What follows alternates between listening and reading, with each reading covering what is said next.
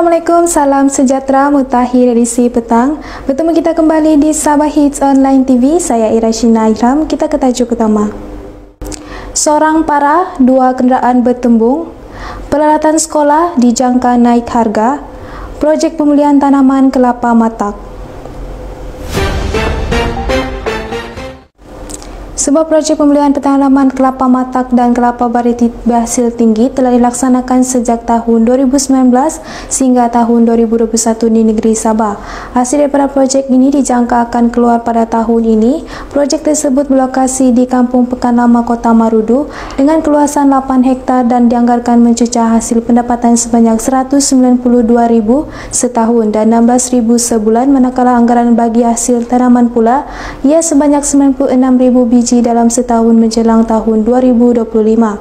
Sehubungan dengan itu, terdapat beberapa cabaran dihadapi sewaktu tempoh pelaksanaan projek, iaitu ketelitian dalam pengurusan ladang dan kawasan tanaman berisiko banjir. Antara perancangan dalam projek ini adalah menambah keluasan tanaman kelapa tajuna seluas 16 hektar, mewujudkan sebuah ladang kelapa matak serta mewujudkan lokasi lawatan projek kelapa matak di daerah Kota Marudu. Satu sisi dialog bersama penduduk kampung Montoki Kundasang dengan penolong pemungut hasil tanah dan pejabat daerah Ranau di sini pada kemarin. Timbalan Ketua Menteri Yang Berhormat Datuk Dr. Joakim Gusalam yang juga ahli Dewan Undangan Negeri Kundasang telah membincangkan permasalahan tanah penduduk kampung Montoki yang melibatkan 34 keluarga. Turut hadir dalam sisi dialog berkenaan ialah Ketua Anak Negeri Andrew Jaibing dan Dominic Gani, Ketua Kampung Montoki Luatin Duari, mengurusi jawatan kuasa pembangunan dan Keselamatan Kampung Samsuri Syarif serta kaki tangan unit pemimpin pembangunan masyarakat Dun Kundasang. Semua ahli politik di Sabah perlu menghentikan politik dan sebaliknya menumpukan usaha bersama untuk membawa pembangunan kepada negeri ini.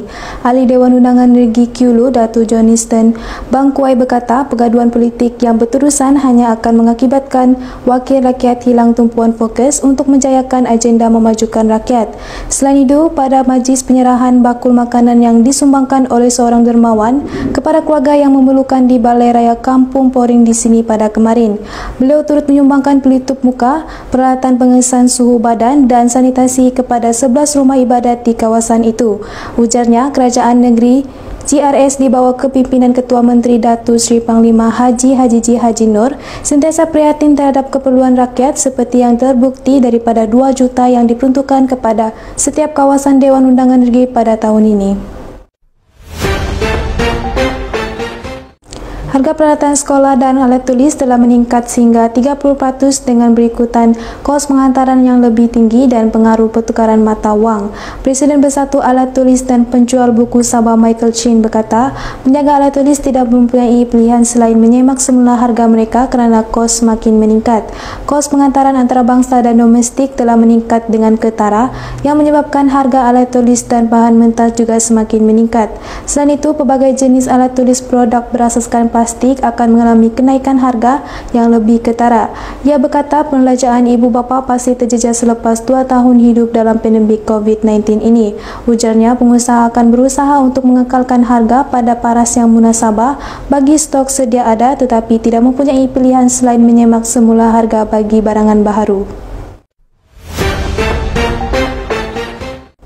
Seorang penumpang lelaki mengalami kecederaan parah selepas kereta dinaiki bertembung di Jalan Tuaran Bypass Bampiran Lembaga Padi pada semalam. Jurucakap Jabatan Bomba dan Penyelamat Malaysia Sabah berkata, kejadian pada 11 malam membabitkan 2 kenderaan jenis kompak. Pasukan bomba yang tiba di lokasi segera menjalankan operasi dan mengeluarkan seorang penumpang yang tersepit di salah sebuah kenderaan itu.